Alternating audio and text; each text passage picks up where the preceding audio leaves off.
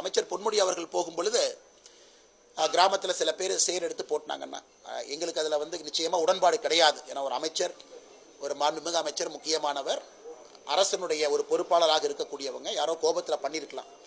அது ஒரு விதத்தில் எங்களுக்கு உடன்பாடு இல்லை என்று சொன்னாலும் கூட மக்களுடைய கோபத்தை எப்படி நான் காட்டுவாங்க? மக்களுடைய கோபத்தை காட்டுவதற்கு ஒரு இடம் வேண்டும். இன்னைக்கு தமிழகத்தில் ஒரு ஆளுங்கட்சி, அதுவும் இங்கே பவர்ஃபுல்லாக இருக்கக்கூடிய அமைச்சர்னு சொல்லிக்கிறாங்க. அவருடைய சொந்த இடத்துலேயே அமைச்சரின் மீது சேருவாரி, அமைச்சர் மட்டுமல்ல கலெக்டர், எஸ்பி கூட யார் இருக்காங்களோ எல்லாத்து மேலே வீசுறாங்க. எங்களுக்கு உடன்பாடு இல்லை, இது நடக்கக்கூடாது, ஜனநாயகத்தில் தவறாக போயிருங்க, அது ரொம்ப தவறான ஒரு இதாக போயிடும்.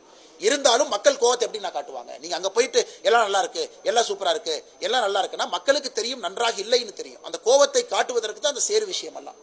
அதனால் இப்போவாவது ஆட்சியாளர்கள் இதை உணர்ந்து திருந்தி 6000 2000 இதுலேயே தவறு, இங்கேயே தப்பு பண்ணுறீங்க. நீங்கள் மத்திய அரசுகிட்ட காம்பன்சேஷன் கரெக்டாக மெஷர் பண்ணுங்க, மெஷர் பண்ணி கேளுங்க. அதுவும் பண்ணுறது கிடையாது. 19 2000 கோடி கொடுங்க. நீங்கள் கீழே வந்தீங்களா, சர்வே பண்ணீங்களா, எத்தனை வீடு இடிஞ்சிருக்குன்னு பார்த்தீங்களா, ஃபோட்டோ எடுத்தீங்களா, எதுவும் பார்ப்பது கிடையாது. 19 பணத்தை கேட்குறாங்க. ஸோ ஒருத்தருக்கு கம்மி பாதிப்பு, ஒருத்தருக்கு அதிக பாதிப்புனா மொத்தமாக 2000 கொடுக்குற வாங்கிக்கிங்கன்னா எந்த விதத்தில் நியாயங்கண்ணா அது?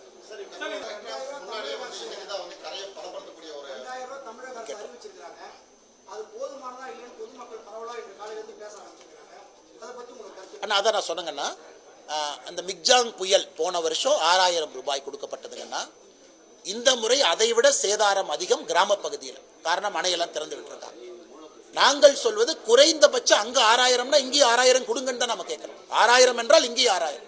2 புயல், வீரியம் 1, சென்னைக்கு 300 mm மழை வந்துச்சு, இங்கே 500 mm வரைக்கும் வந்திருக்கு, 50 சென்டிமீட்டர் சில பகுதிகளுக்கு வந்திருக்கு. அப்படி இருக்கும் பொழுது 6000 2000 என்ன லாஜிக்குன்னா, மத்திய அரசை பொறுத்த வரைக்கும் உங்களுக்கு ஒரு கால்குலேஷன் காட்டினாங்கன்னா 10,400 ரூபாய் வரை கொடுப்பதற்கு மாநில அரசுக்கு அனுமதி இருக்குது. அவங்க கிளைம் பண்ணிக்கலாம், என்டிஆர்எஃப்ல கொடுப்பாங்க ஃபண்டில். அதான் உங்களுக்கு அந்த அமௌண்ட்டு சொன்னாங்கண்ணா.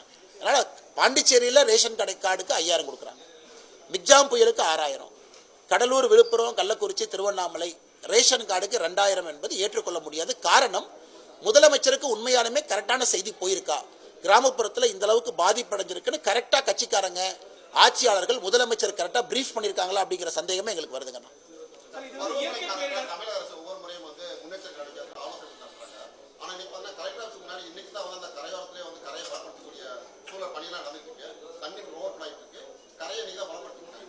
நான் உங்களுக்கு கிளியராக ப்ரூஃபோட சொல்கிறேங்கண்ணா. திருவண்ணாமலை போன ஆண்டு மாவட்ட ஆட்சியர் அலுவலகத்தில் வெள்ள பாதிப்பில் 23 கிராமங்களுக்கு அபாயகரமான பாதிப்பு இருக்குன்னு ஒரு ரிப்போர்ட் ரெடி பண்ணாங்க, ஒரு கலெக்டர் ரெடி பண்ணாங்க. அந்த 23 கிராமத்திற்கு என்ன நடவடிக்கை எடுத்துருக்காங்க திருவண்ணாமலையில் சொல்லிட்டுங்கண்ணா. அண்ணா, திருப்பெண்ணையார் ஆறுனுடைய கரையோரம் எங்கெல்லாம் கிராமம் இருக்கோ எல்லாத்துக்கும் பிரச்சனை. மக்கள் காலங்காலமாக கேட்பது 300 அடிக்கு ஒரு தடுப்பு சுவரை கட்டி கொடுங்க, அது கூட செய்யலையாங்கண்ணா. அதனால் இவர்கள் எந்த விதமான முன்ஜாக்கிரதை எடுக்காமல் வெறும் பேப்பர் டு பேப்பர் எழுதுறாங்க. நான் பத்திரிகை நண்பர்கள்ட்டே கேட்குறேன்னா, உங்களுக்கு வார்னிங் கொடுத்தாங்கன்னா உங்கள் மூலமாக தாங்கன்னா எங்களுக்கே தெரியும்.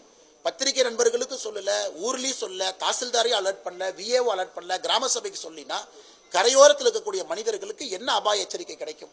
அதனால் திரும்ப திரும்ப இதையா சொல்கிறாங்க.